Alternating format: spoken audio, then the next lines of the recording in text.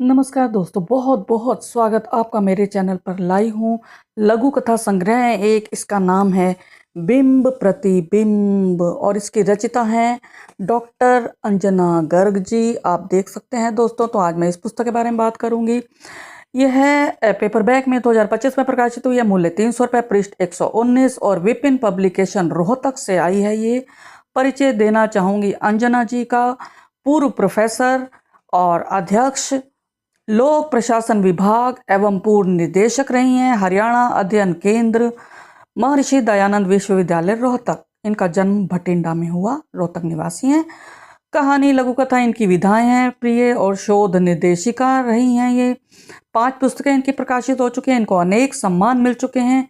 यह पुस्तक इन्होंने समर्पित की है श्री राधा रानी जी को। और इस पुस्तक की भूमिका लिखी है नीरू मित्तल नीर जी ने, पंचकुला से।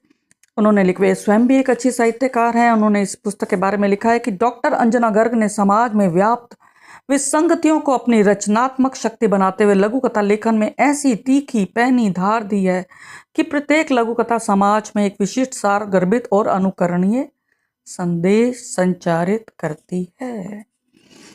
आत्मकथ्य में अंजना जी ने अपनी इस पुस्तक के बारे में लिखा है कि मैंने इस संग्रह में उन मुद्दों को उठाने की कोशिश की है जो अक्सर चर्चा से बाहर रह जाते हैं। मानवीय संबंधों की बदलती परिभाषाएं, सामाजिक असमानताएं, मूल्य और संस्कार और समय के साथ हो रहे बदलाव। तो दोस्तों, अब मैं बात करती हूँ समीक्षा की। तो समीक्षा के बारे में मुझे कहना है कि इसमें 70 लघु कथाएं हैं। प्रत्येक लघु कथा व्यवस्था की पोल खोलती प्रतीत होती है। समाज के प्रत्येक वर्ग की बेईमानी, उनके दोगलेपन को बेनकाब करती है। शिक्षाप्रद है, समाधान भी बताती हैं, बुरी आदतों को छोड़ने हेतु प्रेरित करती हैं। ये प्रेरक लघु कथाएं। इनका अंत मारक है, शिक्षाप्रद हैं। लघुता इनकी विशेषता है। त्योहारों में दिखावेबाजी को हतोत्साहित करती हैं ये। इसमें परम सत्ता और घुमंतु नामक पात्र को गढ़कर अपनी बात की गई है। और इसके अतिरिक्त पानी बचाने की मुहिम चलाई गई है। प्रदूषण ना फैलाने के बारे में बताया गया। अंधविश्वास मिटाने हेतु भी मुहिम चलाई गई है।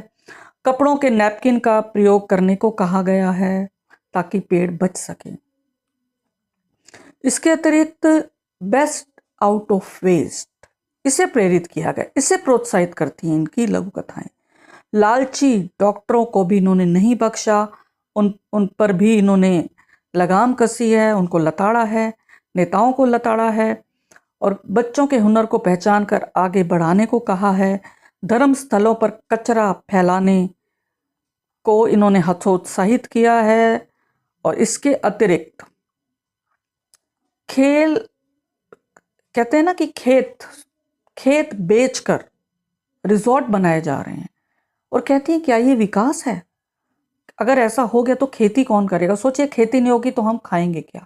एक बहुत बड़ी बात कही है इन्होंने। और दान कैसे दिया जाए, इसको कहा है कि हम लोगों में प्रचलित है, पानी पिला दिया, ये कर दिया, छोटी मोटी चीज़ें कर दी, फोटो खिंचवा ली। ये दान नहीं है, बल्कि किसी बेरोजगार को रोजगार मुहैया कराना, उसके लिए ऐसे साधन जुटाना, ये दान है। श्रम दान करना, साफ सफाई करना धर्मस्थलों पर जाकर, ये दान है। और इसमें एक बड़ी अच्छी लघु कथा है कि माँ के श्राद्ध पर जो व्यक्ति है वो महिला वृद्धाश्रम में जाकर महिलाओं से बातें करता है। 2-3 लघु कथाएं ऐसी है जिसमें चरित्रहीन पिता को पुत्र ने आईना दिखाया, ये भी अच्छी लगी। और बस चंद गलतियों की तरफ ध्यान दिलाना चाहूंगी। एक जगह इन्होंने सासू लिखा है। सासू में छोटी ऊ की मात्रा की जगह बड़े ऊ की मात्रा आनी चाहिए, सासू। ऐसे बहू नहीं, बहू तो बहुत से बहू बना, बहू का जिसमें छोटे ऊ की मात्रा, इसका मतलब अनेक, लेकिन बहू उसमें बड़े ऊ की मात्रा है।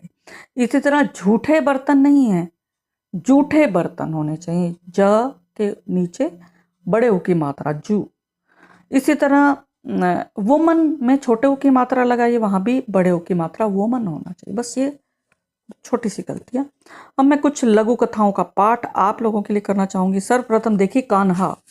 इन्होंने कान्हा का पात्र बनाया है। कान्हा कहाँ चल पड़े बंसी उठाकर? राधा ने कान्हा को जाते देखा तो पूछा। कान्हा मुस्कुराते हुए बोले, उन बाल गोपालों के पास जिन्होंने आज मेरा घर, मेरा धाम साफ किया है। राधा ने आश्चर्य से कहा, उनके पास नहीं जिन्होंने तुम्हारे नाम पर हजारों लाखों रुपए भंडारे में खर्च कर दिए? कान्हा गंभीर स्वर में बोले, राधा, पुण्य के मोह में इन अमीर भक्तों ने मेरा पूरा धाम गंदा कर दिया। भक्तों के चरणों तले जूठे पत्तल गिलास न जाने क्या क्या बिखरा रहा था। मेरे वही गरीब बाल गोपाल है जिन्होंने निस्वार्थ भाव से इसे साफ कर श्रद्धालुओं के लिए स्थान बनाया। अब तुम ही बताओ, मेरी बंसी की मधुरता सुनने योग्य कौन है? वे जिन्होंने गंदगी फैलाई या वे जिन्होंने उसे हटाकर वातावरण पावन बनाया? कान्हा के प्रश्न पर राधा भी मौन रह गई और उनके संग हो ली। जय श्री राधे। कितना एक संदेश छिपा है इसके अंदर। अब देखिएगा शीर्षक लघु कथा प्रतिबिंब। माँ, देखा तूने तेरे पोते ने क्या हुड़दंग मचाया है? इसे ना घर की मर्यादा का ध्यान है ना शर्म।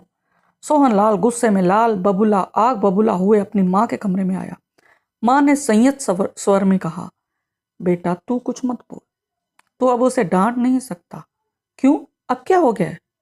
बेटा, गलती से आज मेरा ट्रंक खुला रह गया था और उसके हाथ लग गई थी तेरी 30 साल पुरानी तस्वीरें। सोहनलाल चौंका, मेरी तस्वीरें?